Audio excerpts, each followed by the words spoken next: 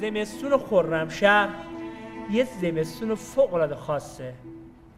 یعنی نیمه شب وقتی باد میاد، این باد به استخون دست شما نفوذون. زمستون خرمشهر دست که به لباس قواسی بزنی، لباست خیس، خدا رو گواه میگیرم. یک شب من اومدم لباسمو بردارم، دستم از سوز سرما به لباس چسبید. این آب 60 کیلومتر سرعت داشت. عرض رودخانه 150، عمقش هم بماند 7 کیلومتر بر خلاف جریان آب باید فیلم میزدیم. خدا رو گواه میگیرم گاهن حس میکردیم پامون داره از چمن کنده میشه، جدا میشه. 1 ساعت تو هوای سرد زمستان لای نیزه را وقتی این خرچنگه میومد رومون رد میشد، توانی که دستمون رو بلند کنیم و این خرچنگ رو از خودمون دور کنیم نداشتیم. 2 تا گردان قرار بود بریم جزیره ماهی رو 7 کیلومتر قرار بود بریم داخل. تا نوک ماهی هیچ خبری نبود. یه خمپاره گاهن میخورد این طرف، یه خمپاره گاهن میخورد اون طرف. به محض این که به نوک ماهی رسیدیم، هواپیما اومد فیلر زد، آب اومد نقش آینه رو بازی کرد. این نامردا اومده بودن 4 لول گذاشته بودن نوک ماهی. به محض این که هواپیما فیلر زد، سماور چجور قلقل میکنه، آب یه حالت اینچینینی پیدا کرد. عملیات لو رفته بود. این نامردا منتظر بودن، اومده بودن با هر جنگ‌افزاری که میتونستن از 2 طرف داشتن. زمستون خرمشهر یه زمستون خاصه. یعنی شب وقتی باد میاد استخونت باد میکنه، میره اون توی حالت پنچری با آدم دست میره.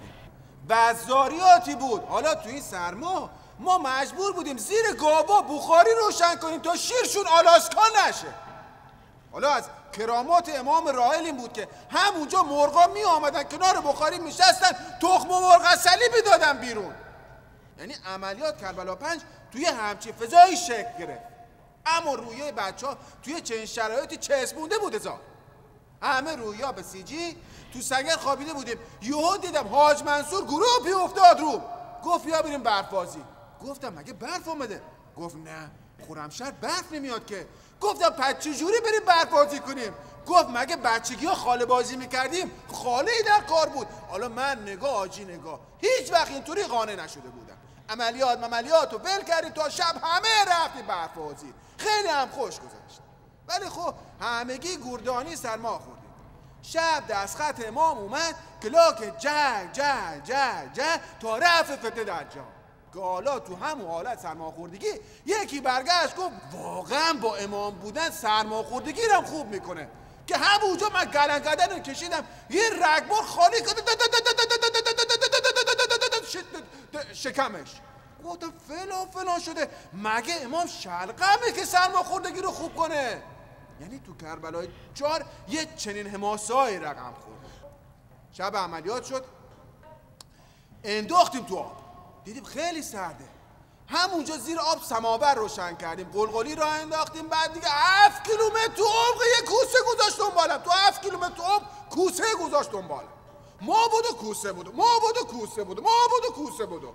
دست کردم کلت بکشم، هوا سرد، دستم چسبید به سلاح. اومدم با یکی دستم اون یکی رو آزاد کنم، این دستم چسبید به سلاح. پامو گذاشتم رو سلاح که دستامو آزاد کنم، پامم چسبید به سلاح. آقا جان من ول کن، اینور اونور. کوسه چی شد؟ کوسه دنبالم دیگه. من بود و کوسه بود که احساس میکردم این پاهم از کمرم کنده شده، اومده جلو آویزون شده به دماغم.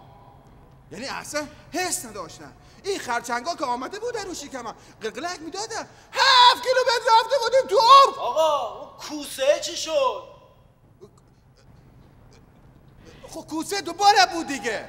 ما بود و کوسه بود. یهو دیدم از رو نوک ماهی با سلاح و تجهیزات گرفتنمون زیر آتیش. هواپیما از بالا رفله بزد، ما این پایین نفله میشدیم. از بغل تراشه‌ای میکوبیدن، آب زیر قلقل میکرد. خرچنگا از یه ور گاز میگرفتن، سگای آبی پارس میکردن، عروسای دریایی مرقصیدن شاباش.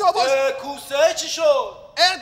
بابا زهر ما رو کوسه تو کربلای 4 ما رو ول کرد. 25 سال بعد آتش بعد تو ما رو ول نمی‌کنی. کوسه چی شد؟ آدم ناراحت می‌کنه.